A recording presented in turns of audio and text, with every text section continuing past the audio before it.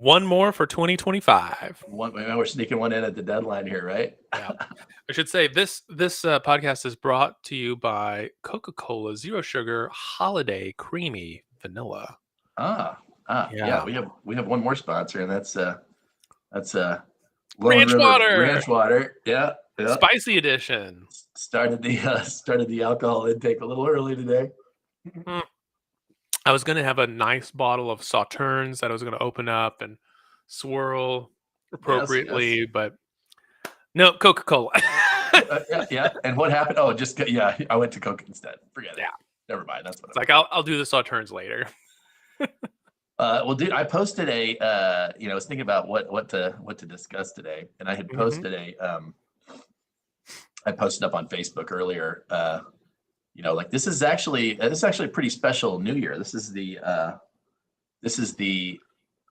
close of the first quarter, basically, of the whole century. So I mean, we're 25 years in, and so I just kind of put up there like, hey, what's the biggest difference or biggest change that you've noticed since December 31st of 1999? That's 25 years ago. Does Y2K count? Right. Well, and it was funny because this was part of the conversation, right? It was like, wow, like as I was thinking through this myself this morning, I was like, okay, well, shoot, you had Y2K. I remember where I was December 31st. I was living in DC. I was sick that day. Actually, I was super sick. And my girlfriend at the time was like taking care of me, and we were supposed to go out and have like some big New Year's party, and that didn't happen, because I was laid up. But yeah, I was just waiting. I mean, like we were all waiting for like the clocks to go out, the computers to grind to a halt, right? Supply chains were going to close down because nothing was going to function. All the nuclear weapons would be launched simultaneously. Right. It was, it's like, okay, man, this is it, and I was supposed to go to this big party on this rooftop because it was going to be, that was it, party like it's 1999, Prince song. And instead I was laid up in bed, the clocks rolled over, nothing happened. It was like, wow, this was possibly the biggest waste of, outside of, up to that point anyway, but I was like, man, so 1999, we didn't have, I had a cell phone, but there was certainly no smartphones. I think one of my friends in 2000 got a BlackBerry. I want to say it was 2001 maybe, but he had a BlackBerry. You could get email on it, but at that time, like you couldn't get email on a mobile device at that time, at least commercially. We didn't have, Bill Clinton was still in office, so you had the Monica Lewinsky thing going on. Everybody freaking out about that. We had $4 trillion of debt as opposed to 30 some odd trillion that we're at now. Yeah. We were running a budget surplus as a country. That's a far off thing now. What else? There's no TSA. No 9/11 obviously hadn't happened. So like you could still go to the airport and meet people at the gate, welcome them off the plane, right? Mm-hmm. You didn't have a surveillance state. I'm trying to think. There's just so many different things. It's like, and then I did a search on how much could $100 buy. Listen to this. Okay. So how much could $100 buy in 2000 versus today, right? Okay. And so I'm just going to put this here so everybody can kind of see it here. So start right here. So in the United States, $100 in 2000 is equivalent to $186 today. So basically, we've cut in half, what we can buy for our money. And then these examples were just crazy. So gas used to be $1.30. Now it's $3.30 a gallon. Bread doubled. Eggs, look at this one's crazy. 98 cents to $4.55 per carton. Chicken doubled. Electricity, doubled.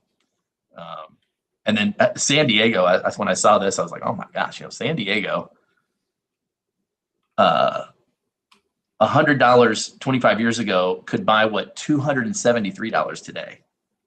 And in contrast, Chicago is the lowest, but look how close Chicago is to the national average, which is right here. It's only $10 off.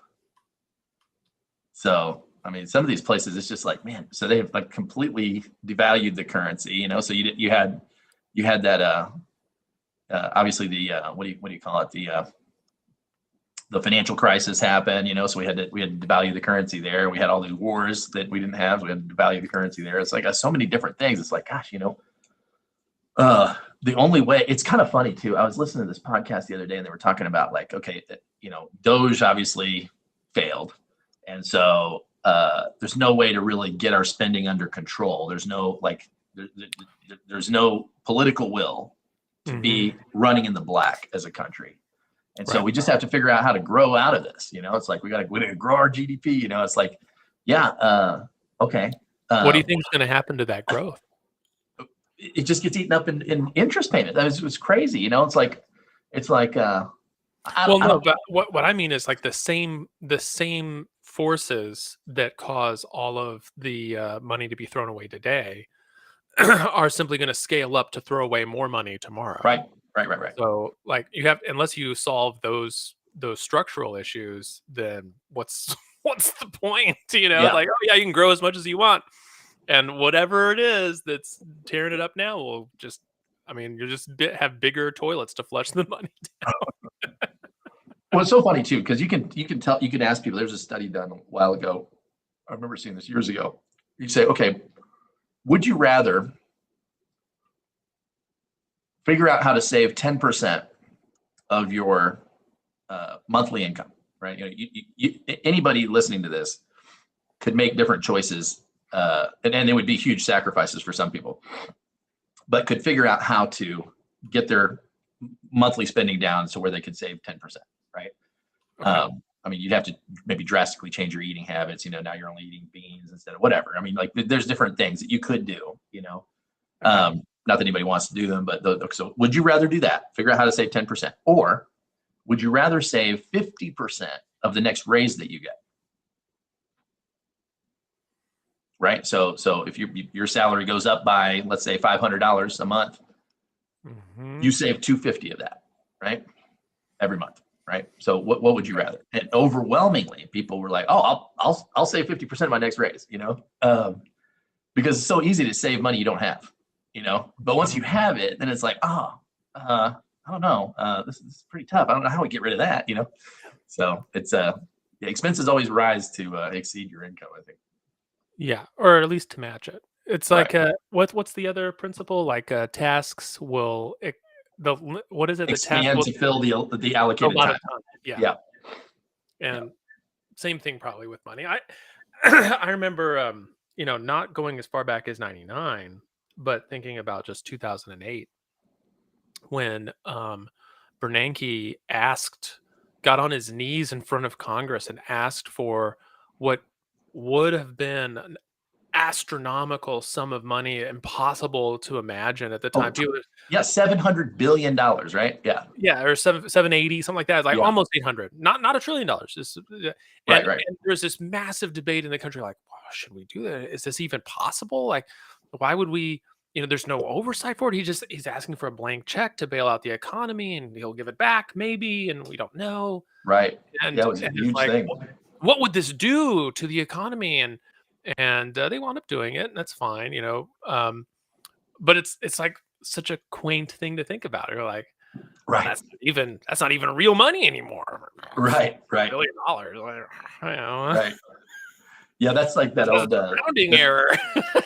There's a for people that haven't been to Capitol Hill, there's the Capitol building in Washington D.C. You got the rotunda, and the Senate meets on this side, the House of Representatives meets on the other side.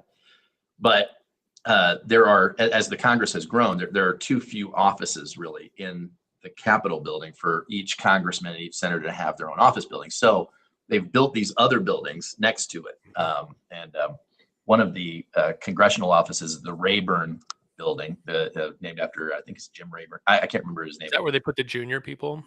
Yeah, it's it's all based on seniority, right? So the higher seniority you have, eventually you can get an office in the Capitol building. But in the Rayburn building, the Rayburn building, I used to go there all the time. I had different friends that work for Congress, and people would go up there and eat lunch and whatnot. But Rayburn has a famous quote. That he was big time congressman like back in the day.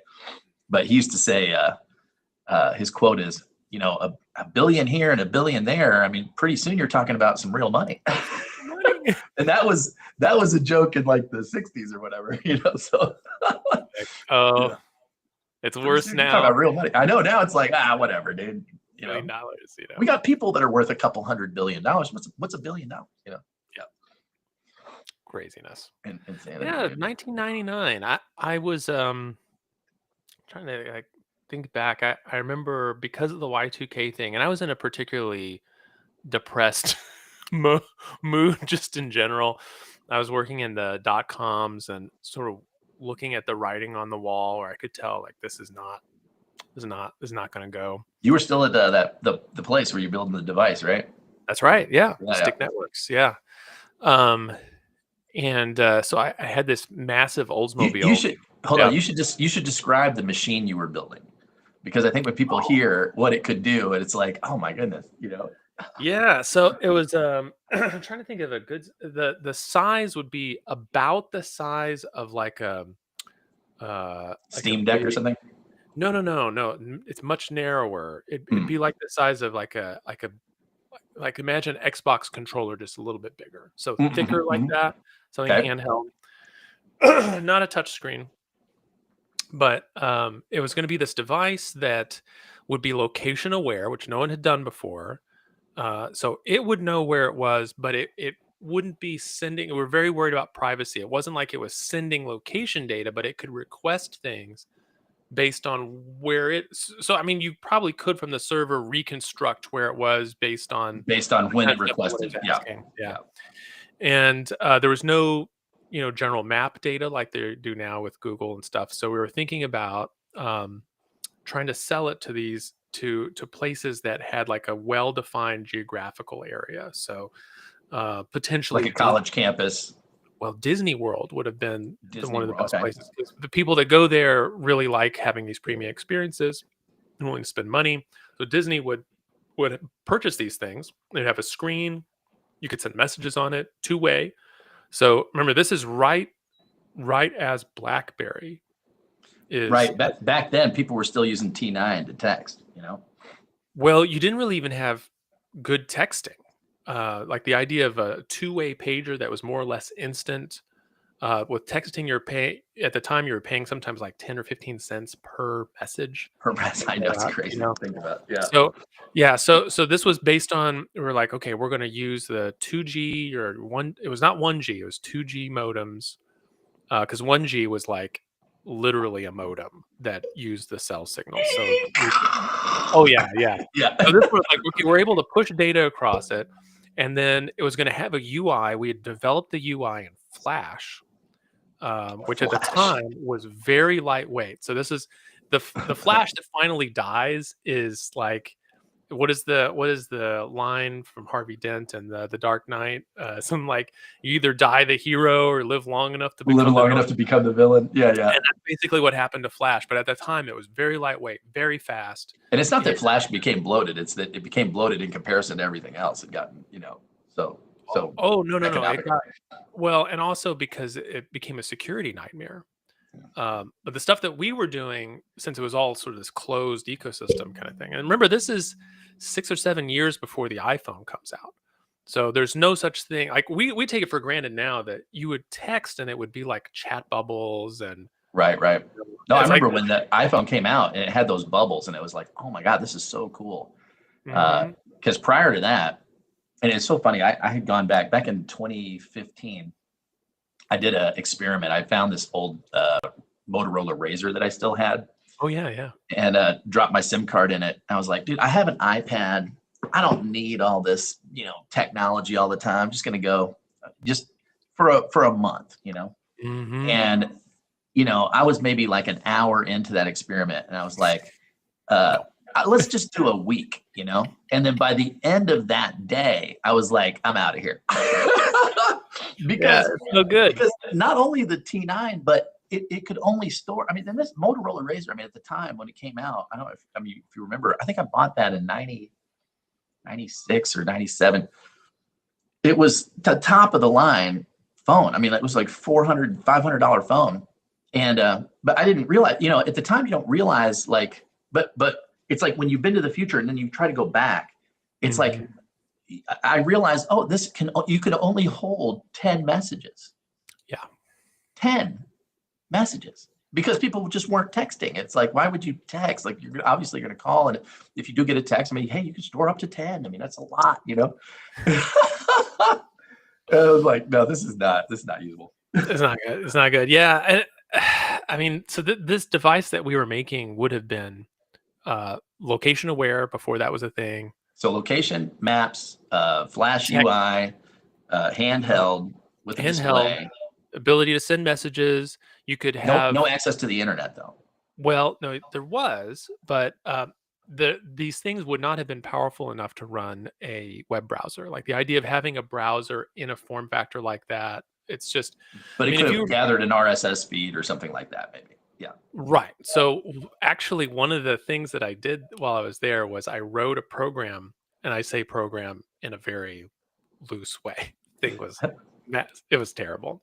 They basically strung together a bunch of stuff in Unix so that it would scrape the Yahoo finance page for like particular stock tickers, and then reformulate that, like pull the data out of the HTML, reformulate it into an XML, and then push that up to the UI guys who could then have like a stock ticker there. And I remember in the back, because I wasn't part of the programming team. I'm not any good at that stuff. I was part of the network side, so like firewall and all that. And I remember when they had an investor group coming in and they're showing off the stuff, and they had a prototype of it, so that at least the screen was there and the controls were there, but none of the smarts were in there, because I mean that embeddable stuff, that's the kind of the last piece. There's a long cable connecting it to another computer, but it's like here's how it would work. You can see it. And I remember hearing them say, it's like, there's stock data on here. It's like, oh yeah, no. It's like, wow, that's cool. It's like, what is that? When was that? When was that information taken? It's like, oh no, that's live. And the guys are like, it's live stock data on a mobile, like, wow. It's like, yeah. So it's that kind of thing. So Compaq was gonna build them. Okay. Yeah, and everything was. In fact, I met someone after Compaq was acquired by HP, and they got reassigned to something or whatever. And I told them where I had worked, and they're like, "You worked there?" I was like, "Yeah." I was like, "Oh yeah, I have the prototype." Like it was, it was in my that guy office. did. Yeah, that guy. It was in my office. We were getting ready to build it. Everything went, so. They missed some of their funding targets, which was the fun part about the .com era. And since the whole point of that was you just get to the next funding level until someone buys you, and then Right. founders can actually execute on what you're talking about. Yeah. Right. So we missed 2 of them, and so people are like unable to get paychecks for a few months.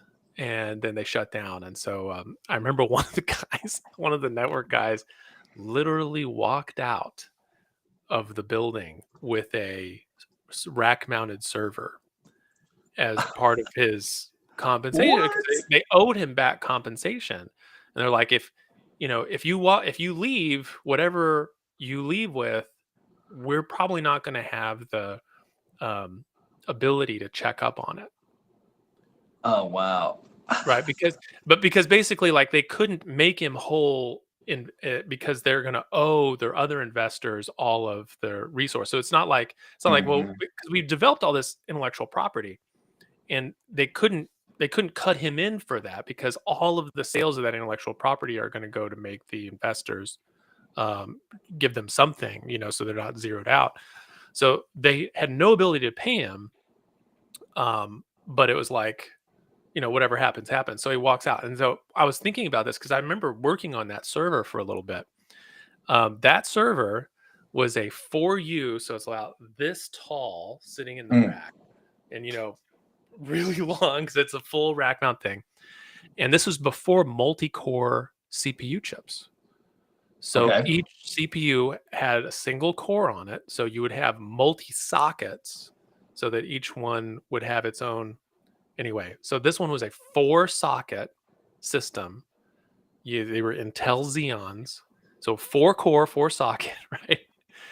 With what was at the time an absolutely astronomical amount of memory, so much memory that they were like, man, we could probably run the entire live service from this, given how much memory it had. It was 4 gigabytes of memory. It was so insane to think about 4 gigabytes of memory, because that was the maximum that could be addressed with 32-bit address space. 32-bit, yeah, that's so crazy. Well, so you were talking about earlier, and I'm sorry, I derailed you there. But it's an interesting story because I love that you worked on that thing. But you were talking about how you were 1999, you were a little depressed, and then just kind of. Oh yeah, well, yeah. So on December 31st, I was living in Plano at the time, which is North Dallas. So about 10:30, I get in the car and I get on 75 Central Expressway 75 North. And at the time in 99, there's nothing above Plano. Like, it's just farmland, Okay. Yeah. Frisco. That is there, but like you don't see it, right? And if you look at it now, you're like, all that stuff is built out. It's just massive coverage of urban sprawl. But at the time, there was nothing. It's just fields.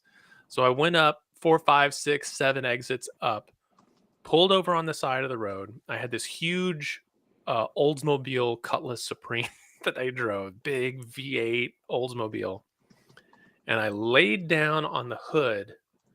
I'm far enough out of the city that I can actually see the stars.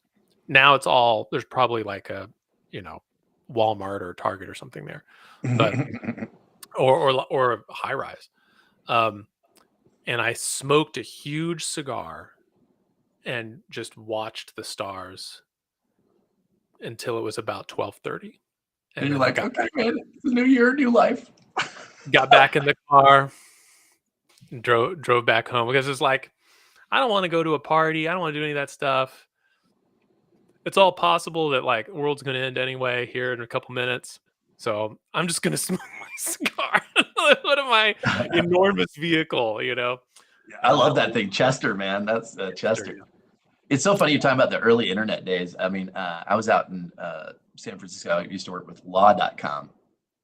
And in 01, I don't know if you've seen this movie, but it's called E-Dreams. If you guys are watching this, you've never seen this. It's E-Dreams.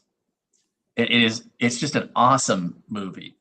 So it's this movie about this website called Cosmo.com. And back then, all these company names had .com after them. It's like if you were like, you wanted to raise a bunch of money, you just slapped .com after anything, and like people would throw money at you. I remember PimentoLoaf.com. PimentoLoaf.com, Pets.com. I mean, Pets.com was my favorite. I mean, those commercials, because when I moved out to San Francisco, you had all of this stuff like all over the TV, all over everywhere, right? And it was like Pets.com with this sock puppet, and the sock puppet would talk to you and stuff, and like, I wish my owner shopped at Pets.com, and it was like Pets.com because pets can't drive, and like it's just like, well, because they can buy this from home. But this company Cosmo, they were so huge. I mean, I went to New York City, they had them. San Francisco, they had them. Different big cities, Seattle. And what it was basically this last mile company, basically. So like you want to buy a sandwich or rent a movie, or back then, you rent from Blockbuster, whatnot. And but you could go on their website and say, hey, I want a sandwich, I want some snacks, I want to rent this movie, I want, it was basically like they would hop on these bicycles and go and pick you up, your Dwayne Reed or whatever the thing you wanted. And they would bring it right to your house, knock on your door, and you'd get it delivered there. Kind of like Postmates today.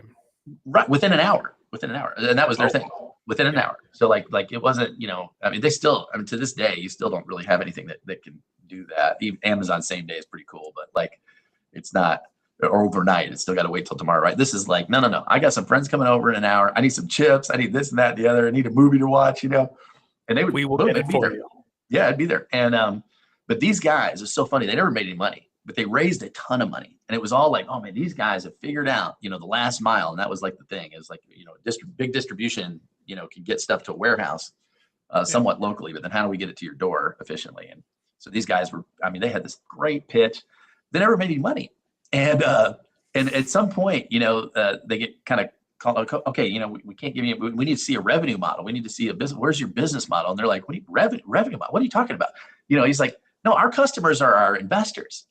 As long as we keep telling them a good story, they're going to keep giving us money. And it was like, they literally, these kids, it's so revealing watching it, because it speaks to the bubble type mentality. And I think a lot of cases, we're in that again here with the AI stuff. It's like, well, I don't know how it's going to make money, but it's going to change everything, and anyway, it's if you haven't seen it, go check it out. I think you'll dig it. So, I do wonder if there's, thinking about the AI thing, I'm reminded of this. I can't remember which movie it's in, but this quote about it was the beginning of the Saudi oil fields. So this is like right after World War I or something like that. And they find oil out there, and someone, I can't remember what the context of this is, but someone says something like, we have to secure this because this may be the largest single treasure that has ever been found or ever will be found. Wow. Yeah, so, something like that. Like it doesn't matter what we have to do. If we get this, then we will have the greatest treasure, ever. Which is who was saying this? I can't remember. Like I'm. Was this back in the 70s or something? I mean, this would have been like in like 1920. Oh, okay. Right. So it's like yes, ocean of oil, an ocean, underground. Yeah, underground. Which it is. And it's like we've got oil that's in Pennsylvania and some other places. World has already transitioned off of whale oil to petroleum, but it's like it's used for industrial purposes, and the idea that like no, actually this would have to be earlier. This would have to be like 1900 or something. But like this is the greatest prize, like this. Well, they weren't wrong about that, huh? Right. And I feel like that's still true, right? It's still true. Yeah. So far, I think something like that may have been occurring in the 98, 99, 2000 with the internet. And it's like we went from connecting people involved, like writing letters and people having stuff published in newspapers, and ordering things, or like being connected to a company meant like calling up Montgomery Ward, or something like that. Montgomery Ward. It's like, hey, we're going to connect everybody. Everybody will be connected. Everybody will be able to instantly and without cost communicate to each other. And it's like, what are they going to communicate? I don't know. They can communicate anything. They can communicate commerce. They can communicate information, science, anything. And if we can be the ones that control this flow, it will be the greatest prize, right? Like I think that and so it's like, well, it just doesn't matter how much we have to spend. It doesn't matter how big our investment is, because the return on it is this limitless potential of everyone being connected to everyone simultaneously. Mm-hmm. And of course, maybe true-ish, not like oil, but maybe something like this turned out to be true. But then it how to profit from it becomes really difficult. Where oil it's like very easy to profit off oil. Yeah, but it's interesting, right? So oil is a commodity. So like when you find oil or develop oil, like you actually have something to sell as an end product. Whereas the internet, to me, it's like much more of a ecosystem for people to do business in. So like you have the people that make money delivering the internet itself, telecom companies or whatnot. Mm-hmm. But the vast majority being made on the internet, it's not from telecom, it's from, the commerce being done over the internet, right? So like, I remember back then, so thinking about like 1999, right? I remember at the time, Cisco was one of the most valuable companies in the country. And they were the ones that had built, the routers and all the switches, all the technical things that get your data from here to there, And John Chambers is CEO of Cisco, and he had a quote. Because he was just taken with Bill Gates, and how Bill Gates created Microsoft and blew Microsoft into this huge juggernaut. And he just loved the simplicity of their mission statement. So if you remember, Bill Gates is a like literally original mission statement that stayed with the, I don't know if it's still their mission statement. It probably can't be anymore, but for years, for decades, it was a PC on every desk. That was it. Yeah. It was like, no, that's our mission statement, is to put a PC on every desk. We want to make personal computing accessible to everyone, you know, completely ubiquitous. They're everywhere, and they're all running Microsoft, you know, and and he just loved that. Chambers loved that. And so his thing was, for Cisco, was a T1, which was at the time business class internet, right? A T1 in every pocket. That was his dream, you know, which was ridiculous on the face of it at the time, because, you know, a T1 line, you put a T1 line, drop a T1 line in an office building, you know, and then you run your company off this T1 line. You know, at the time, everybody had DSL, or had either dial up, or if you were spending some good money, you know, you could get DSL or cable modem. A T1 was like so much faster. I think it was 1.5 gigabits per second. No. Or megabits per second. Megabits per second, pardon me. And it's like, gosh, it's so crazy. Like now, I mean, I have a gigabit into my own house here, you know, it's just like 8 times as fast. And no, it's 1,000 times. 1,000 times. Yeah. 800 times faster. These, like your 5G, is crazy. just mind-boggling amounts of bandwidth. Crushes a T1, right? And the thing is, like, and you think about, like, gosh, you know, the dream of the internet, I think, is like 100%. Like, look at what we're doing right here. Like, you couldn't do this. I mean, you know, this is, and everything we're doing right here is with free tools. Like, we're not even paying anybody to do this. I just think it's fascinating, you know. I think it's fascinating. You know, and the other thing I was thinking too, like just yesterday, about unintended consequences, and how things that you develop, sometimes you have this positive vision for what's going to happen, but then it becomes so negative. Like social media, for example. You know, there's all these studies now, you know, like at the time, you know, not to put, you know, great motives on any of these people, but ostensibly the motive was, hey, we want to connect people. You know, we want people to be better connected. Wouldn't it be great if you were connected to everybody you knew, and you had a map of who everybody was? You could just reach out and touch anybody from your past and whatnot. And it was super exciting, you know. And then, but to see the long term, and the way that I still use it, I feel like adds more positive than negative to my life. I mean, I don't have any way to really ascertain that, but like, I feel like it is. But then you look around and you see, like, gosh, you know, all these, you know, the kids committing suicide, the depression, the anxiety. I mean, there's this new book out a couple of years ago, The Anxious Generation. If you guys haven't read that, definitely read it. But just talking about, like, the whole comparison, the whole, like, keeping up with the Joneses type of a thing that we used to laugh about back in the day, you know, like, oh, they got 2 cars, we got to get 2 cars, you know, like in the 80s, you know. And, but now it's like so much more in your face, because I mean, nobody posts up pictures of the mundane or the bad. You know, they're only posting the pictures that are awesome and that they want to, you know, brag about or share, that are the highs. And so all you're experiencing is just this steady stream of all the great high moments of everybody's life. And then you compare that to your own life and you're like, man, you know, I'm not having as much fun as these people, you know? And of course it's not anywhere close to an accurate representation of their life either, but everybody's feeling the same way looking at this thing, you know? And but then on the flip side, like how negative it is, and there's all this talk about, oh, we got to rein in social, which they should, you know, for sure. But then on the flip side, it's like, you know, you look at the state of journalism, or like citizen journalism.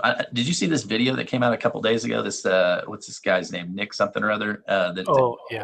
That's exposed. This cat has exposed all of this fraud going on in Minnesota. Something like $9 billion of just fraud, absolute fraud in the child daycare center. He literally, so funny.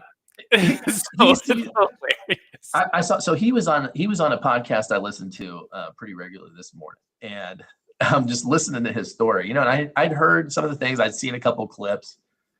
The clips that you see are just outrageous. But then, you know, his story. He's like, yeah, basically he saw some news story that was kind of this vague news story saying, you know, they're uncovering fraud in Minnesota, and there's a couple of this and that. He's like, I'm going to go up there and check it out. And so this kid's 23 years old and goes up there and basically goes door to door knocking on these daycare centers.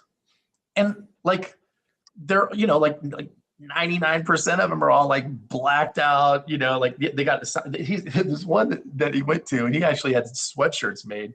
It was like Child Learning Center, but they had left the N out of learning. So it was Child Leering Center. Yeah. And it's like, okay, so how long ago did they make this? Oh, we the sign and all this stuff is that was a sign company's mistake. It's like, okay, well, when did you get the sign made? 8 years ago. Mm-hmm. And somehow this place continues to pass inspection, even though well, it's pretty clear there's no kids, no employees, no nothing. Nobody answers the phone. And it's like, but this kid, my whole point is about, I mean, we could go down that rabbit hole if you want to. I'm happy to, I think that's just one of the best stories out there right now. But this kid is a nobody, he's a nobody. Some random kid. I mean, he's been on YouTube for a while. I think he had like 100,000 subscribers. Well, it wasn't like a big swinging, YouTuber or anything like that. But in like a couple of weeks since he released that video, he's now over 1.1 million subscribers. Elon Musk, in the last 24 hours, because they went back and checked it on the show. They're going back through Elon Musk alone on his X feed had mentioned the guy 49 times in the last 24 hours.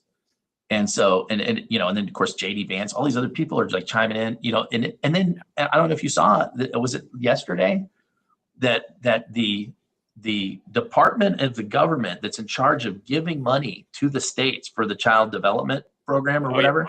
The HHS, yeah, they suspended him, right? Suspended $180 some odd million that they were going to send to Minnesota because they're like, well, no, you guys are. I mean, we're not sending any of that until we get a better audit.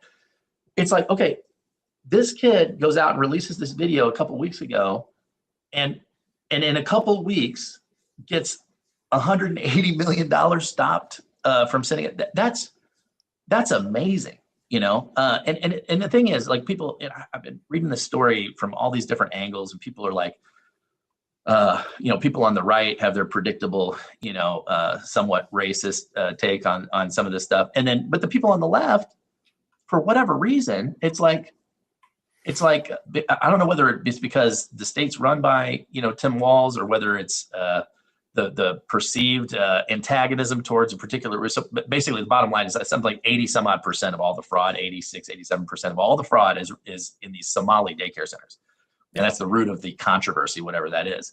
And it's like, who cares whether it's Somalis, Italians, Irish people, white people, whatever. It's like, this is fraud. It needs to be stopped. Like, how do you got people struggling to pay their bills and struggling to try to figure out how to put their own kids in daycare. And yet, we it's not right to question. What are you talking about? I just don't understand it. Did you watch the original video? Which one? His one that I haven't seen the whole doc. Like I said, I watched the clips of it. So I watched the whole thing. There's one scene in it the funniest part of the whole thing. So he walks up to this, daycare center, right? No windows, no yard, no nothing. Black. The one door in there is blacked out. It has, hours posted. It's like 7 a.m. to 9 p.m., 7 days a week. Open, and it's locked. Everything's locked up, right? So he's like knocking on the door, and there's this lady walking up. Don't open the door. Oh yeah, I saw that. ICE is here. Yeah. ICE, don't open it. Don't open the door. You're not welcome here. And she's got her phone out, record. You're not welcome. Go away. Go away. Yeah. And it's like, this is a white lady, It's like, oh no, she's fighting the civil rights fight, Fight for civil. Yeah, exactly. Okay, Karen. Whatever. Totally delusional person, I laughed so hard when that scene came. I was about halfway through, and I was like, "Oh no!" So these guys from you follow that podcast, Pod Save America? No. They're big liberal podcasters. They're one of my favorites. So you ever want to listen to a good liberal podcast? That's a good one. Solid choice. Okay, I endorse that to everyone. Yeah, Pod Save America. They're a little less. They're fun. You know what I mean? They're not like. some of these from the left is, well, on the right too, but like on the left specifically, you have this very like sanctimonious, like this is, you know, like the Bulwark or National Review, some of these, you know, former conservative, now liberal places, and you're just like, oh my God, shut up. You know, like Ezra Klein is awesome. If you get a chance to watch Ezra Klein, he's great. Brian Taylor Cohen, great. Pod Save America, great. Young Turks, great. These are all like what I think honest people on the left, you know, with left-leaning perspective. But even, you know, they're on this podcast. They were on a show. They hosted this roundtable on why are Democrats losing right now, and not so much like, okay, well, you know, since we had the midterms and that was good for Democrats, it's like a lot of Democrats are kind of in this delusional mind space of, you know, we're going to take back everything, you know, and it's like, I don't know. I mean, all the historical data would say, yeah, and that makes sense. That's probably what will happen, except that you guys aren't addressing any of the fundamental things that made you lose in the first place, you know? And it's like, why do the Democrats lose people like me, Joe Rogan, Robert Kennedy, you know, RFK, Tulsi Gabbard? Like, I mean, you can go down this whole list of high profile Democrats who are like, dude, I can't, I'm not down with it anymore. I can't be down with it, you know? Now I haven't gone so far as to become a Republican or whatever. I'm still, you know, happily unaffiliated, but it's like, dude, if you can't get your act together on this stuff, that some of these things are so obvious. It's just like, dude, and fraud, like on this level, organized, systematic fraud, it cannot be defended with, you know, shouts of racism and all this other stuff. It's like, dude, is the money, like, if you're an advocate, for example, California, they had this audit this year, I guess, they blew through $24 billion that was set aside for a homeless program to address homelessness over the past decade, I think. Homelessness has not gotten any better in California in the last 10 years. In fact, the exact opposite. And they can't show any progress on any meaningful metric for $24 billion. And right now they're about to propose a 5% billionaire tax. I don't know if you saw this in California. And this isn't on your cash on hand. This is on even unrealized gains. So if you have a business that's worth X, or you have a stake in a business that's worth X, even though you haven't liquidated that share or anything else, you're going to pay taxes if this thing passes. You'll probably have to leverage against it in order to pay that tax. Yeah, you'll have to borrow money to pay. Now, some of these people, you're like, hey, screw them. They're billionaires, whatever, right? You know, oh, I'm not going to feel sorry for you. And I don't feel sorry for anybody. On the other hand, it's like, okay, there are physics here involved here, right? So like, if you know, one thing about billionaires is they can move around. You know, they're not trees, okay? Like they can just get up and walk across the state line into Nevada or Idaho or any number of other states where Texas or Florida or whatever. But I mean, like even just, I mean, right there. Mm-hmm. And I mean, how many stories do we have of people doing this? You know, whether it's Musk or any of these people, it's just like, no, screw it, I ain't dealing with it anymore. You know, I mean, if you look at all of the company headquarters that have moved out of California, whether it's Tesla, SpaceX, Oracle, I mean, you just go down this huge list. And this isn't a partisan thing. These are just people saying, I'm not dealing with this anymore. It's ridiculous. And it's like, okay, well, so why would we give you any more money if you can't even account for a $24 billion homeless? And the thing is like, if you're an advocate for homeless issues, right? Like if you really care about homeless people and making the situation of homeless people better, you should be the most outraged, you know, like how can you sit there and go, oh, no, we care about the homeless people. You don't mess with our program. It's like, what are you talking about? Like who's going to give you more money to address this when you can't even show progress? Like, you should be the most pissed off about this, you know? If you care about children's education, you should be the most pissed off that the scores of our national education level plummeted or whatever the case may be. It's just like, I don't get it's like that parable Jesus talks about. It's like you can tell a tree by its fruit. Like, and what kind of tree is that? Well, let's pick the fruit off and say, oh, this is a pear tree, apple tree, whatever the case may be. It's like your tree is bearing crap, dude. Like, I mean, I don't get it. I just don't. I think you're. So one of the things that I've always found kind of weird about politics lately is just the size of the fortunes of the people that come through there. You know, Oh, totally. like you Yeah. start with nothing, and on this $80,000 a year, $100,000 a year salary, you suddenly amass a $30 million. Millions of dollars. Yeah, millions of dollars. Yeah. Yeah. So, for example, thing of Minnesota and these areas, the Somali areas. Obviously, the person that comes to mind is Representative Ilan Omar, Oh, who, she's a perfect example. She's worth like $30 million now, and like 10 years ago, she was worth nothing. It's like oh, not even 10 years ago, 6 it's years like ago. that's real. Okay, 6 years ago. It- So yeah, how do you take your $170,000 salary yeah. times six doesn't even equal $1 million, let alone 30? Well, and so this is kind of what made me think. So my original thought was, oh, this is the insider trading thing. It's like the way that no one should follow anyone's investing advice other than Pelosi's. Whatever Pelosi does, if she buys, you buy. She sells, you sell. You'll make more money than anything else. Like, it's incredible. So it's like, well, maybe that's it. But I'm starting to think that the thing with the daycare is particularly egregious. It's just so over the top that it's like, just pointing a camera at it, everyone knows it's fishy. Like, you don't even have to do the deep dive. It's right there. But there's plenty of other things like that are probably also taking place, where contracts are being awarded and there's no one on the other end, and so on and so forth.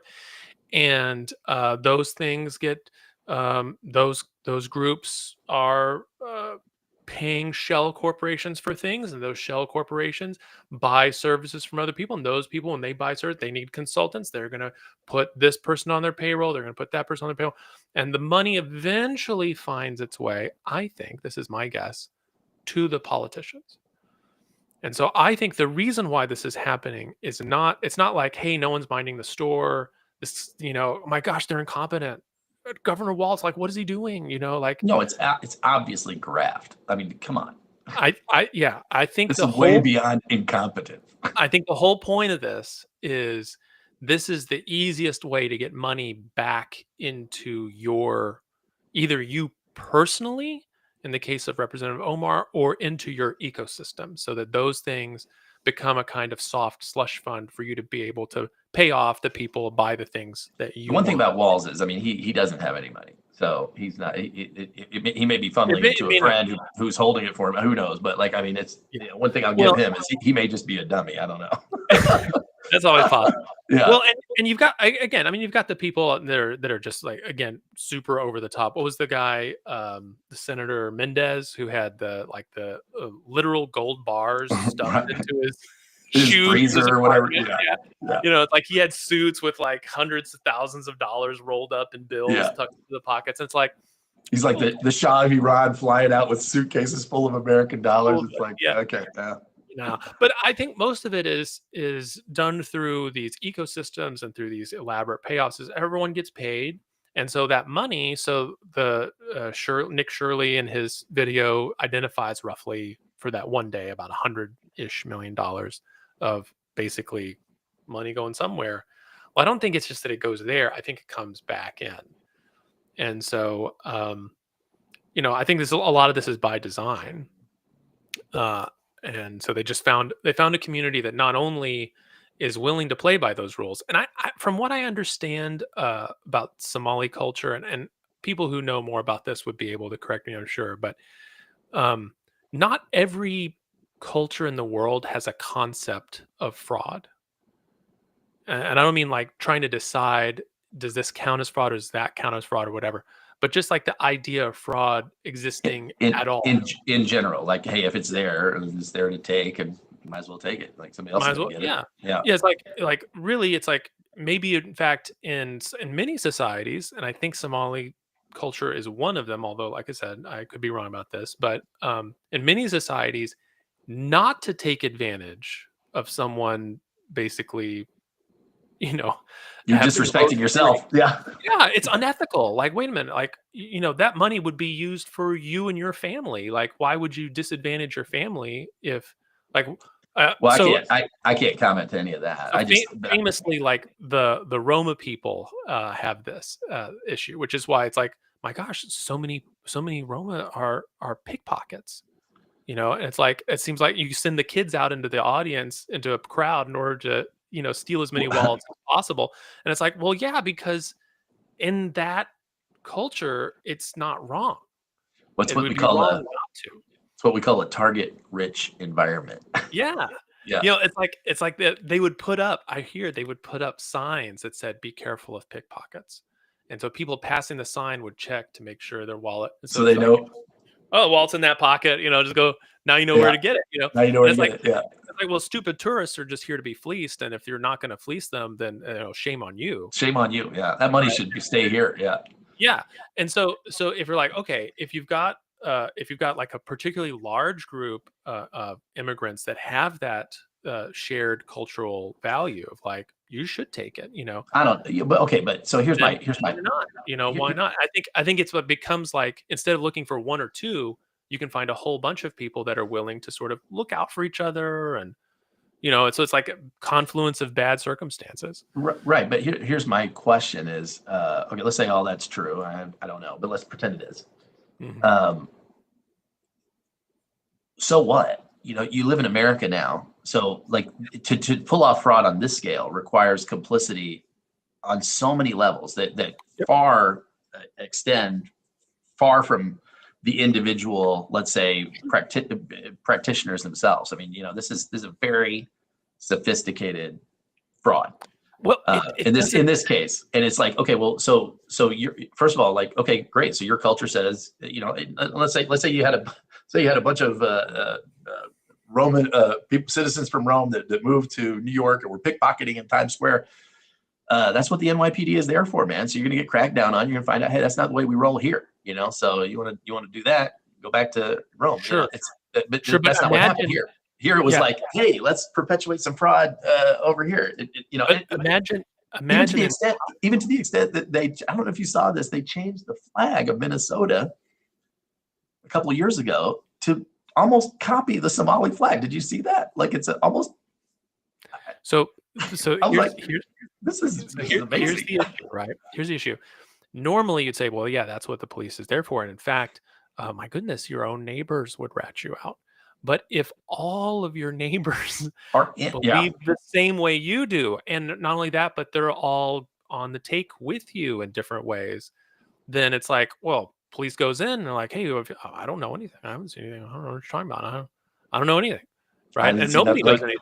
Like Chicago under Capone, right? I didn't see nothing. I don't know anything. I don't know. And it's not out of fear. I like to mind my own business personally. It's just and it's not like we're afraid of each other. Like, man, why is this person coming here interrupting the good thing we have going on? And then also, if you think about and we're paying the people up above them, then most likely there's going to be a very light, if no enforcement handled.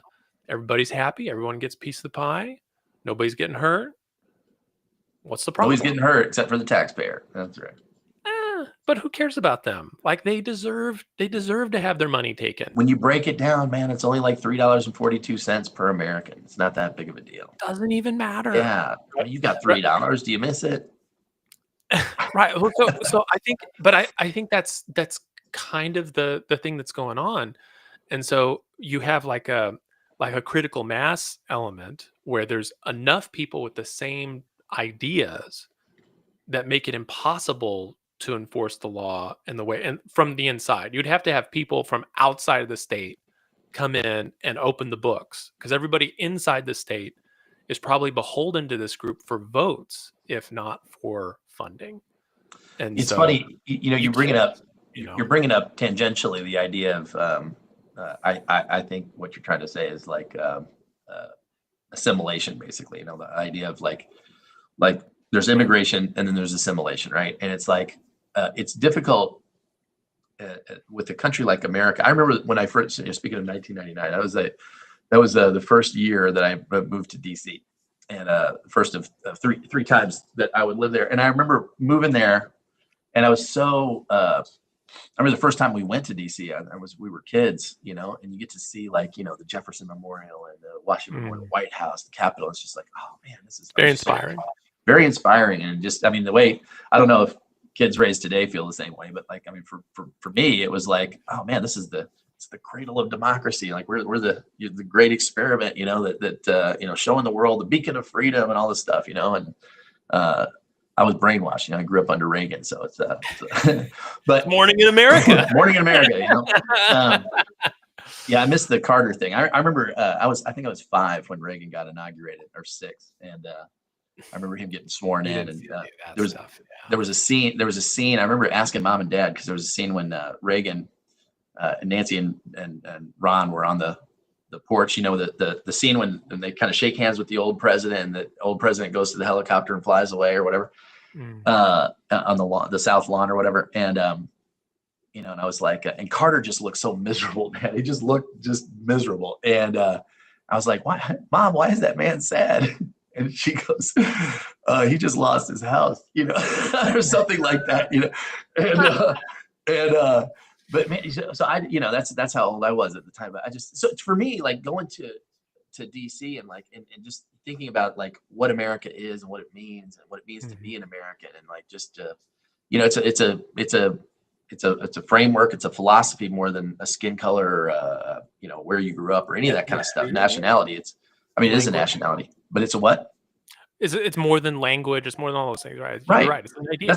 It's an idea. It's an idea, and it's an idea. Dad and I were talking about that. He came down a couple of days ago. And we were talking about something not really related to this, but it was. He was saying something about how the underlying values that you have, like they contribute so much to how you how you see things, and just like what you're talking about. If your underlying value system doesn't have an idea of fraud in it, then you're not going to be even overly concerned about any of this stuff. And so it's like and like the idea that like the prevailing philosophy at the time that America was established was that God gave kings the divine right to rule, right? Like that and that's based on scripture, right? It's like that God has placed these people in power over you, and it's their responsibility, and you need to render under Caesar, and all this stuff is in the Bible, And so it was a crazy idea that actually the reason that any king or president or whoever has any power at all is because the people that they govern, they agree.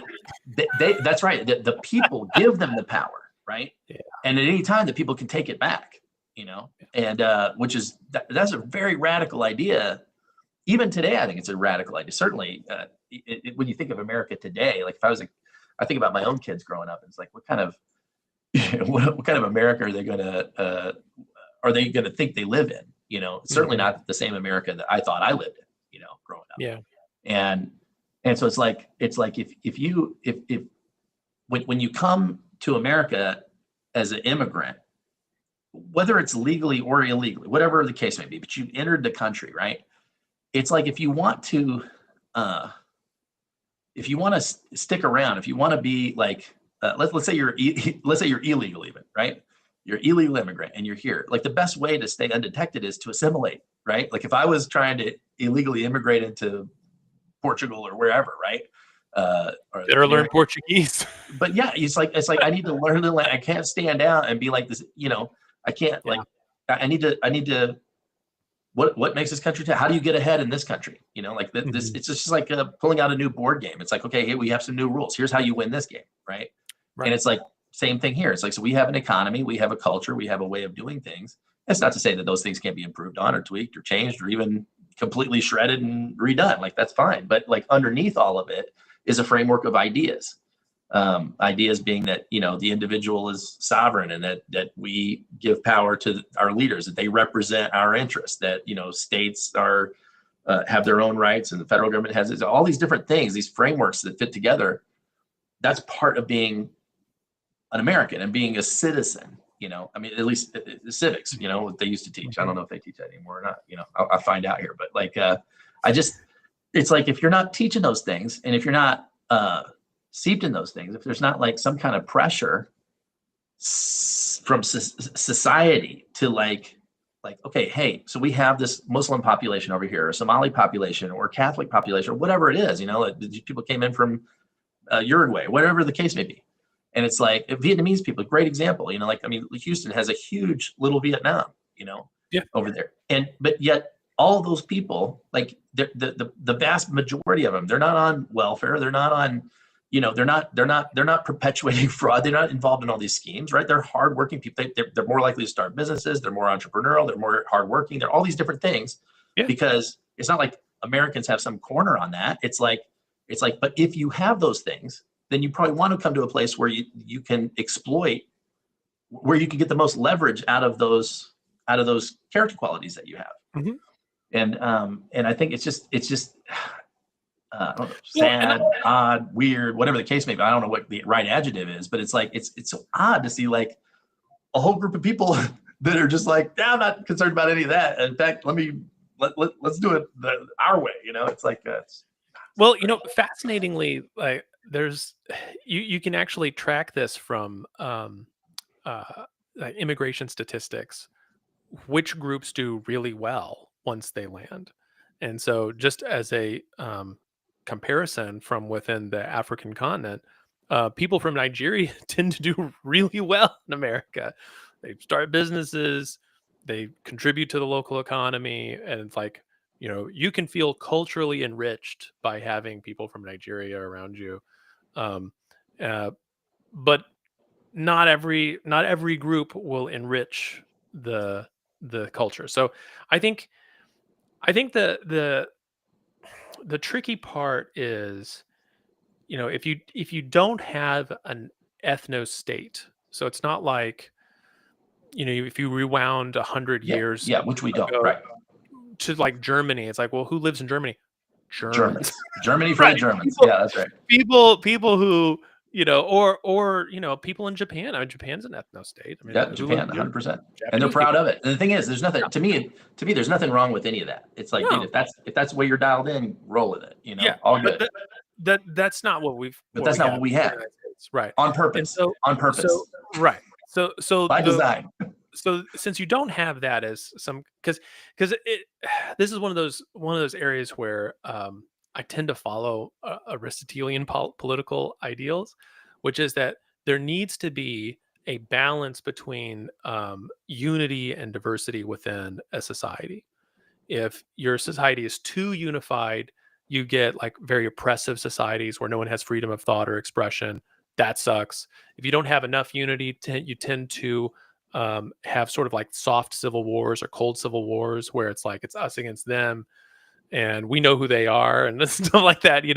So you don't want that. So you want somewhere balanced where you have enough unity to keep society whole, but not so much that it's not harmonious anymore and it's just uniform. You don't want uniform. You want harmony. And harmony involves differences like in music, differences of tone give you harmony.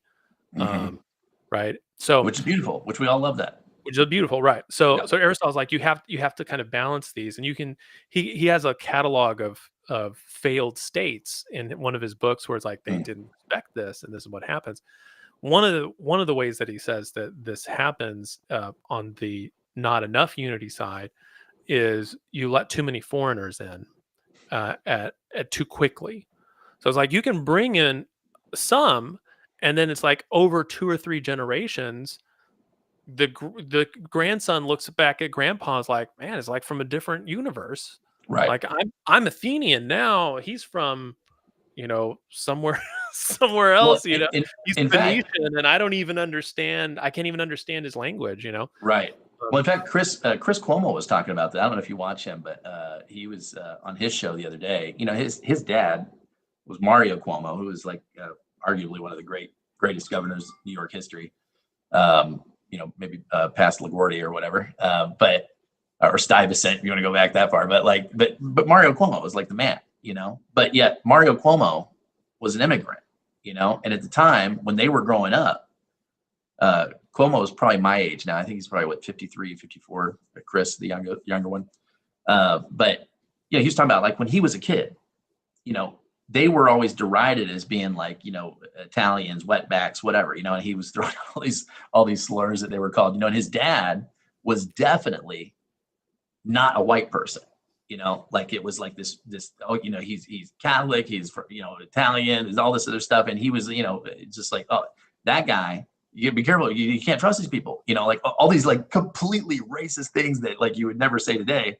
But it was like that was the thing. And it's like, and then Chris is like, you know, for me, like I'm a white guy. You know, like I don't have any of the advantages of, you know, like back then being like a minority was a bad thing. Today, it's like, it's awesome, you know? But yeah, we missed the boat twice. You know, my dad was considered an immigrant when it was not cool to be an immigrant. And now I'm a white guy when I wish I was an immigrant, you know? Well, yeah, it's no longer cool. I'm not getting the benefit of any of this. Well, and that's the thing is like it'll happen by itself slowly. But you're usually talking about a 2-generation gap. So it's like you can let foreigners in at a rate to where there's only a few foreigners, because by the time, you know, after like 60 years or whatever, those people aren't foreigners anymore. And so it's like very slow process. The other way to do it is you can kind of enforce assimilation. So this would be like, hey, your kid's got to go to public school. Public school has like a very strict regimen. It's almost like a military school. Like brainwashing. We got to re-educate you. Yeah. You're going to learn our ways. Right? We're going to learn you the way we do it. And in fact, Children Learning Center. Yeah. Well, a lot of times, versions of this involve things like you'll be punished if you speak a language other than the language of our country. Right. Like, is it because it's like you will assimilate? You know, you're going to dress like us, you're going to think like us, you're going to talk like us. They did this to the American Indians back in the day when we were stealing the continent from them. We were the immigrants. Yeah. But you know, at times countries have adopted this model with various amounts of success. So it's like, but again, you're trying to hit that balance, because if you don't, if the people coming in are coming in at a faster pace than the assimilation model that you have will allow, then you wind up with a society that has less and less and less unity and becomes disharmonious. Have you ever seen whatever method you use, you gotta track that was Aristotle's thinking anyway, right? Yeah. Have you ever seen that movie Keeper of the Flame? I don't think so. It's a Spencer Tracy, Katharine Hepburn movie from like I think it's 41, 42, something like that. 1942. Somebody sent me this clip the other day, and I thought, man, it was Amanda. Amanda sent me this clip the other day, and I was like, this is so prescient. So the whole story is basically about this guy. So Spencer Tracy is this reporter, and he's supposed to do this profile on this great American dude. This guy was just like this huge industrialist, you know, just a amazing philanthropist, and just loved America, as a great American. And so he is supposed to write this profile on the guy. And Katharine Hepburn is the widow of the guy. Okay. And the whole movie is like, it's like he can't get anywhere. Everybody's being really weird, talking. You know, the closer he gets into the inner family, he can't get a straight answer on things, and people are being weird, trying to shut him out of things. He can't figure out like, this should be a pretty easy question to answer. I don't understand what's going on here. And so finally, at the end of the movie, the climax. Whoa! I might want to see this movie. Okay, but it's not a huge twist. Like okay. Well, I mean, it is the twist of the movie, but it's like basically like you're going to figure out pretty quick that something is not right. Okay. And you really, the clip I think is worth talking about more. It may make you want to watch the movie, I think, but it's about 40 seconds. And I want you to listen to this and think like, is this relevant today? And if so, is it relevant to one or the other of the political parties? Is it relevant more to one or more to the other, or, you know, just kind of think through that as you're listening to this here. So okay. let me see here. How do I close this and share this and unmute? And okay, so this is her basically with the review. This is what I found. The key to Robert Forrest's fascist organization. Of course, they didn't call it fascism. They painted it red, white, and blue and called it Americanism. In here are the funds to see it through. Fantastic amounts subscribed by a few private individuals to whom money didn't mean anything anymore, but who wanted political power. Knew they could never get it by democratic means. There's a list of their names. This was the essence of their plan. Here are some articles ready for release to stir up all the little hatreds of the whole nation against each other. This was an article to be published in an anti-Semitic paper attacking the Jews. This was to be used in the Farmers' Gazette to stir them up against the city dwellers. Here's one attacking the Catholics. Anti-Negro, anti-labor, anti-trade union. Subtle appeal to the Ku Klux Klan. Here's a list of newspaper editors who either sought to occupy public office or sought to dictate who should occupy public office. And when they failed, felt that the public was a great stupid beast. Here's a list of men who served their country in the last war and were failures in business and again longed for the power of rank and the prestige of a uniform. In there are the names and addresses of the men who were designated to be America's first storm troopers.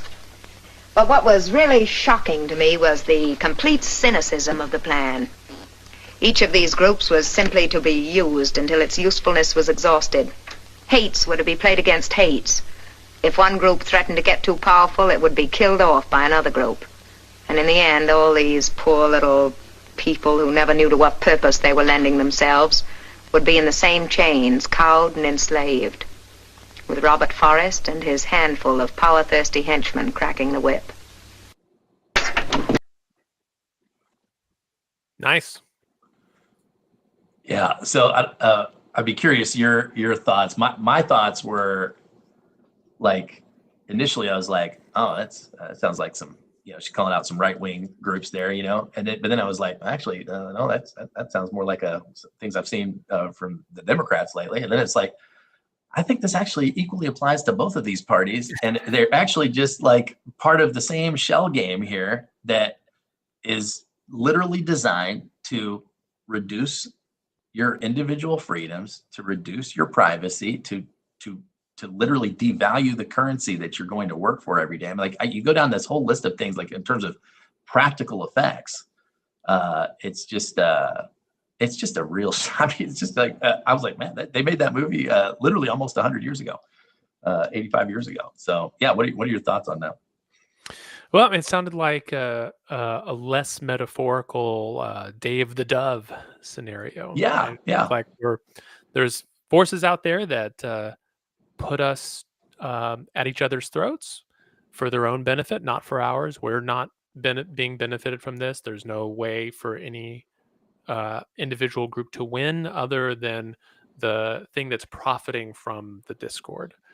And so that one, the Day of the Dove, is very, very metaphorical. This one is more of like, well, here's how it would play out. You'd have a group of people that wanted to be in charge and figured out ways to get everyone to fight each other, and you would sort of slowly work that into some kind of absolute despotism. Mm-hmm.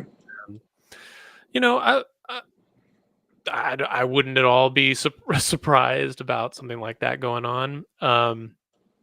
I certainly don't feel like, I mean, I've mentioned this before, whenever it got really annoying to me in 2021, whenever politicians would say our democracy, like they weren't talking about you and me, right? Not ours. They're talking about theirs. Their right? democracy, right? Our democracy. Right. The democratic establishments or institutions that keep us in power, make us the important people.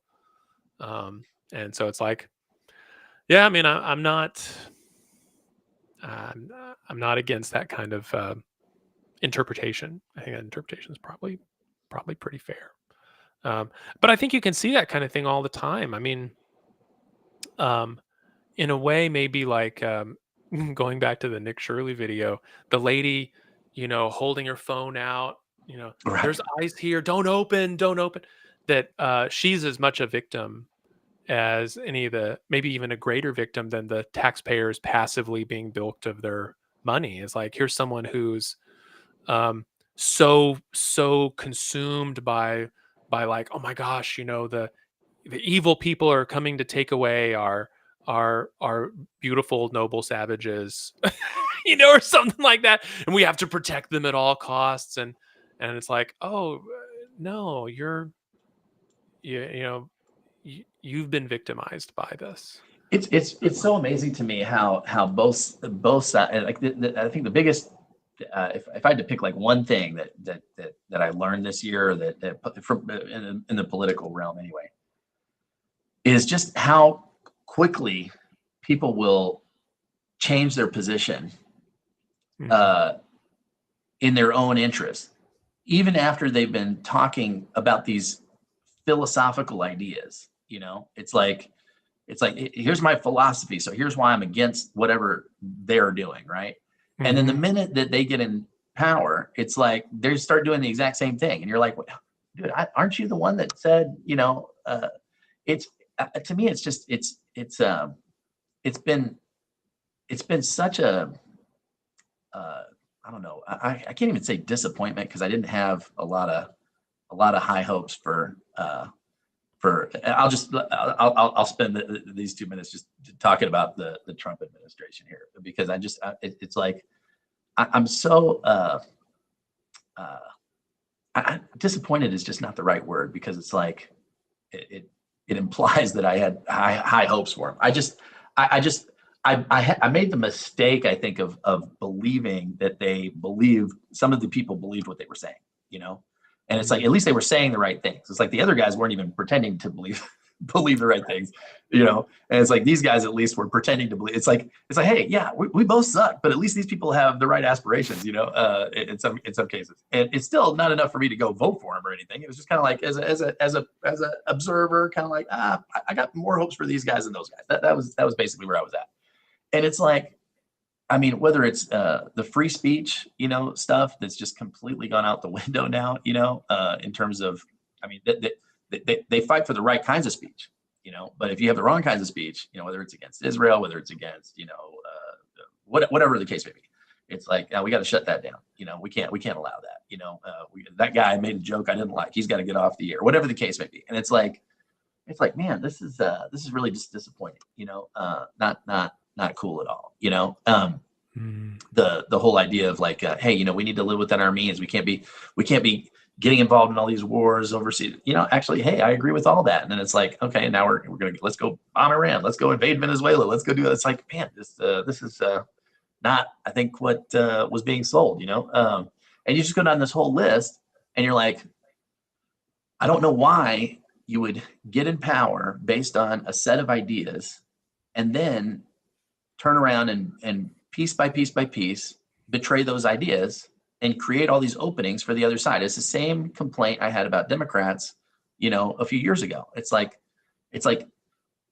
you had everybody on board, for example, during the COVID-19, you had everybody on board with, hey, we need to, I mean, not everybody, there was these small groups, basically being referenced as crackpots, et cetera, that didn't take the virus seriously, and that's kind of where I was. I was like, wait, this is serious. You guys want what's the people I knew in my orbit that were like, anti-masking and anti all this stuff, and you're just like, gosh, guys, this is you got your head in the sand. Let's get together. We got to pull together here. Was where I was coming from, and I think most people were pretty much at the same place initially, right? And then it's like George Floyd gets killed, and all of a sudden you got all these Black Lives Matters riots and all this other kind of stuff, and all of a sudden social distancing is, it's totally safe if you're rioting. Or if you're protesting like that. In fact, it was so deadly, we had to like keep everybody, you couldn't go to church, couldn't go to school, got to stay inside your house. I mean, we had weeks of lockdown where you couldn't even leave your house. And it's like, everybody was kind of like, okay, we're on board with that. And then it's like, you couldn't go to an outdoor restaurant, certainly couldn't meet outdoor church, anything like that. And then it's like, oh, but if you want to get together and light things on fire or march in the streets or whatever, if it's for this cause, then it's totally fine because hey, social justice is even more important than defending our lives. I'm like, wait, what? Yeah. And it's like you just lose people because you get so, I don't know what the thing is, drunk on power, or you pushing your advantage too far or whatever. It's just I do get it in the short term. In the short term, it all makes sense. It's like, hey, we got power now, got to use it, Mm-hmm. But in the long term, it's so self-defeating, and it's just like I don't know. I mean, you look at all of these people on the right now, like all these different splits that are happening, whether it's over the Charlie Kirk assassination, or over the Epstein files, or over all these different things, and it's like these are all self-inflicted wounds. None of these things should even be a thing. Like you're the one that promised to release the Epstein. First of all, you're the one that was saying there was a big deal. You were the one saying there was all this stuff they were hiding. I mean, Dan Bongino specifically, I mean, his podcast, I used to listen to his podcast all the time. It's like, I didn't agree with half of what he said. Half of what he said was good, but I did have respect for his principles. Like at least, because he had a great track record of just like, hey, okay, that's what he believes. I'm down with him out there saying it. And then he joins the administration, immediately flip flop. No, he committed suicide. Nothing to see here. It's like, dude, nobody believes that. Like nobody. Like that's crazy. And Trump calling it. What we're still talking about Jeffrey Epstein. Yeah, we're still talking about Jeffrey Epstein because you still haven't released. You know what I mean? And it's like, I mean, and it drives all these wild conspiracy theories, which probably are not true. But on the flip side, I mean, there's something there, or else you wouldn't be, trying to hide it. It's dumb. And same thing with the Charlie Kirk assassination. You got all these different speculations and stuff. And I mean, like some of the latest stuff that's been coming out the last few weeks, you're just like, okay. I mean, these, and again, I don't have a dog in the hunt. I'm not really even overwhelmingly that interested in it, except for the fact that it's like, if you had a actual investigation going on, if you had the Kash Patel, FBI, all these different people, that they're in control of all the levers of power, all they have to do is just demonstrate that they're looking into the different questions that are being asked. It's like, okay, well, they've demonstrated these things couldn't have possibly happened the way that you're saying that they happen. And instead of saying, hey, that's a great point. Actually, we had a team on that. We debunked that. Here's how it went down, blah, blah, blah. This is why that's not a thing. Or hey, thanks for bringing that to our attention. We're looking into it. That's a serious allegation, whatever the case may be. Instead, it's like, no, we got to attack the people that are asking the questions. Like that's so dumb. It's like the same thing.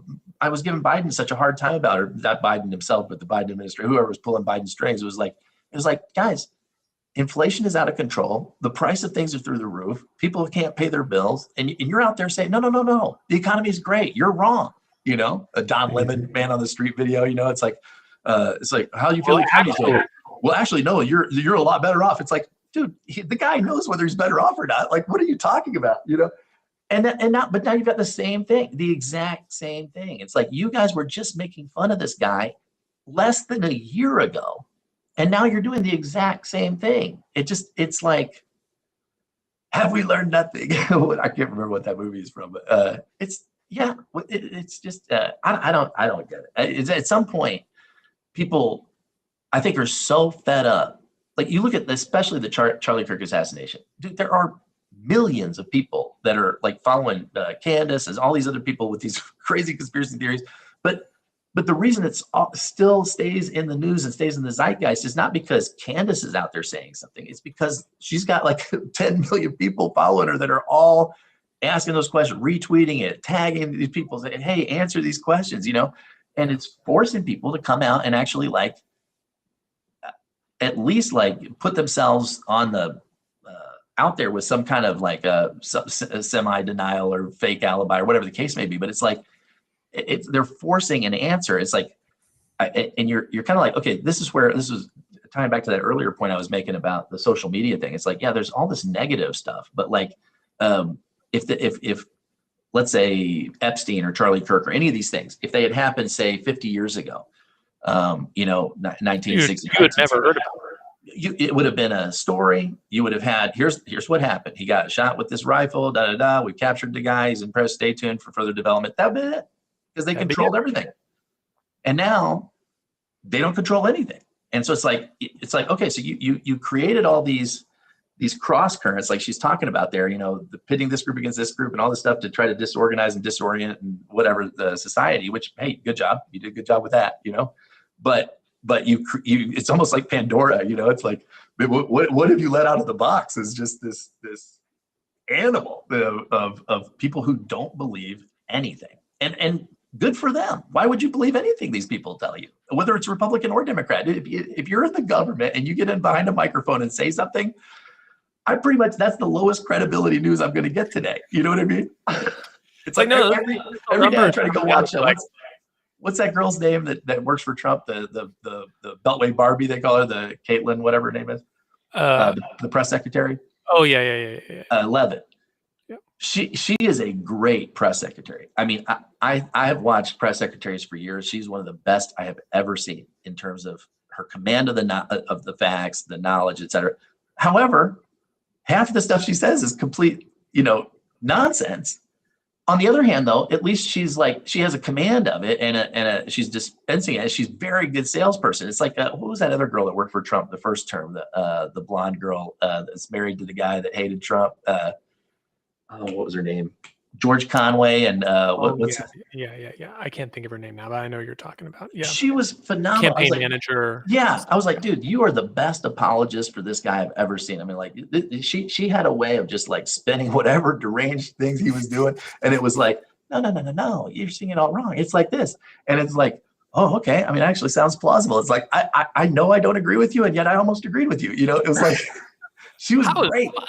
That was amazing. But it's very, very, very few of those people out there that can even sell a narrative anymore, to the point they don't even try. I mean, where's Cash Patel? Where is he? And you're like, I mean, but hey, he just busted, he got some more drugs or whatever the case may be. Hey, we just blew up some more Venezuelans, so it's all good. I just, dude. I'm still of the opinion that what was really going on is that the situation cannot be turned around. I 100% agree with you now. Right, but once I used to not. We used to have this debate. Yeah, you win. Can't be turned around.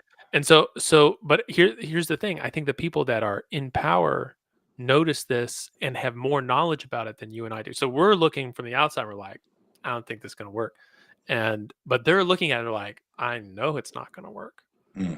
And so then a lot of the stuff starts to make sense. Well, yeah, we got to get, hey, as long as they're printing money, how do I get my share of it? Yeah. How do I get my share of it? Or how can I make sure that, my group has more entrenched power so that when the thing does collapse, my group is the one that maintains something out of it, or, that kind of stuff. Mm-hmm. It's like, if we're about to turn into a hard oligarchy, then, let's figure out who the oligarchs are going to be and how to make sure that they're on our side and stuff like that. I mean, I don't know, right? But it seems like the things that are going on make a lot more sense if you think that they know better than you do that it's all about to go down. And I mean, who knows what the timeline is? But it's not like we got to do this for the long term.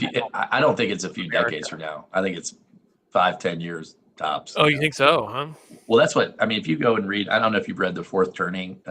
Yeah.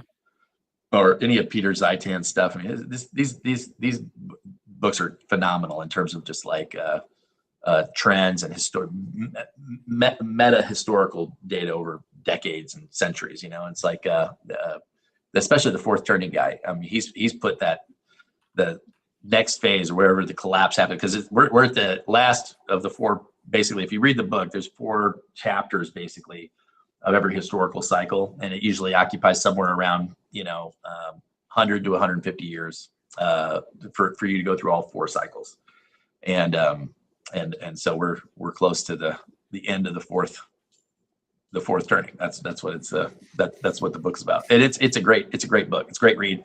There's a couple of videos on YouTube that you can digest in about 10-15 minutes where he breaks down the whole concept, or different people who've read his book break down the whole concept. And it's pretty compelling. I mean, they trace it all the way back to the 1500s. Here's the cycle, and you can see it over time. Here's this, and here we go again, and And so it's interesting. Well, and that, I mean, if we're that close to the end, then I guess it's like less to worry about. Yeah, well, and the thing is too, they say that like our generation, like you and me, when he wrote that book, this is the biggest takeaway that I get from it. Our generation, we're the ones that get the short end of the stick, basically. On the other hand, we're the ones that are kind of like in charge to rebuild it. Yeah, exactly. Yeah. So embrace it, brother. Yeah. You can't change your spot in history, Hey, well, 250 is the birthday for America this year. So yeah, maybe we'll make it. Maybe only 7 more months. Fingers crossed. No, I mean, maybe what I'm saying is like maybe we got another. So here's kind of what I'm thinking is that, like, looking at how other really large empires imploded, they're not. Hey, hi there. They don't implode that quickly, and so if I'm thinking about like Rome as or even like some of the, I mean, the Greek thing ended really quick because Alexander the Great's That's right. generals fought over it. But if I'm thinking about Rome, I mean, there's like 150 years worth of decline before it actually goes down. So we might have another. We might be celebrating America at 400, and then that's the tipping point. Hey, after I think the Roman Republic died, let's say with Caesar, so Julius Caesar, you could argue that it died before that, but like the first triumvirate or whatever. 450 years almost. Well, so right. Well, that's what I'm saying. So like when it turned into a dictatorship, I mean, it lasted for another 400, like you said, 400 years. And actually, all the great stories that we remember about Rome are all from that period. That's right. That's where the interesting stuff is. It's like nobody writes the history books about the first 700 years. Romulus and Remus, and the city founded on 7 hills, and like nobody cares. Yeah, nobody cares. All right, brother, I gotta go. I got the kids are crawling all over the place. Before I go though, did you see the video I sent a couple days ago about the Civil War or whatever? Not the Civil War, but like if we had a Civil War today. I don't know that I saw that. I've been kind of in and out of online stuff. Oh, I see what you're. Yeah, I have not seen that, but I see it linked. Okay, so I want to pull this up just for everybody. I don't want to. I'm not going to play it, but I want at least to have this on the thing here for posterity. So this video. So survival curriculum, Civil War timeline nobody sees coming. I've seen a bunch of videos on the upcoming Civil War, right? And if you have not seen before's Civil War movie, like I think you have seen it, but like if you're watching this and you haven't seen it, great movie, you should absolutely. Great movie, yeah. But a lot of the videos are kind of like that are out there, all like why the right will win the Civil War, why the left will win the Civil War. Here are the ways we could divide the country, which all of it is kind of like whatever. This one is actually like, okay, this is what happens in countries where the government collapses or descends into a civil war. This is what actually happens in a modern setting. And what they did is they went back and looked at all these different countries around the world. Now, I mean, so many countries have collapsed in the past 70, 80 years that they've been able to watch this happen, especially in the last like few decades where you have the technology and all the different stuff that we have. And they break that down like that in here. And it's so fascinating, dude. It's like, oh, this group, one group will take over the water supply and this will happen. And so you need to be prepared for, and it's just, it starts out as like little nitpicking and like, how do I get control of this? And like, oh, let's stick it to, somebody gets a hold of the electric grid, let's say, and then says, okay, we're going to like isolate, these areas because they have those people in them, and it's pretty fascinating, dude. So just, it's like, and the big mistake that most people will make is they'll do this. And really the thing they need to do is this. And so it's absolutely well worth watching to at least entertain yourself, but maybe to make a nice little checklist for yourself. Okay. I will check it out. All right, man. Kyler, do you want to say anything to Uncle Russell? He can hear you. Hi. Hi. Are you ready for New Year's? Yeah? All right. What are you going to do for your New Year's Eve? Do you know? Yeah, you do. What are we doing tonight? I got to the pool. Pool party. And this it's a heated pool. It's heated pool. Oh, Don't worry. Okay. No, Okay. Don't worry. I was gonna say. What are you guys doing to ring in the new year? Have some people over, watch the stream, from ABC probably, and oh, there you go. Yeah, I'll at least stay up for Happy New Year, New York. I don't know if I'll stay up for my time zone or not. But. So 11:01, you'll still be awake. Yeah. Well, I was joking. I was joking with my in-laws that back in the day it used to be like you party all the way to like Happy New Year Seattle, but now I think it's going to be like Happy New Year Paris, and then Happy New Year Paris. Hey, that's about right now, actually. Yeah, it's pretty close. 30 minutes. Yeah. Well, Happy New Year, Paris. Happy New Year, Germany. Yeah. But my buddy lives in Iran. He texted me at like 2:00 this afternoon. It was like, Happy New Year from Tehran, you know, and yeah. And my buddy John lives in the Philippines, and he texted me this morning. It was like, Happy New Year, boss. I'm like, all right, man, this is great. Yeah. 26. All right, man. Talk to you soon. Thank you guys for tuning in. We'll have more great episodes coming to you next year. We have not exhausted all the things there are to talk about. So, and hopefully we didn't depress you too much, because listen, no matter what they do, you can still make it a great year in your own life. So like, go do that. All right. Cheers, man.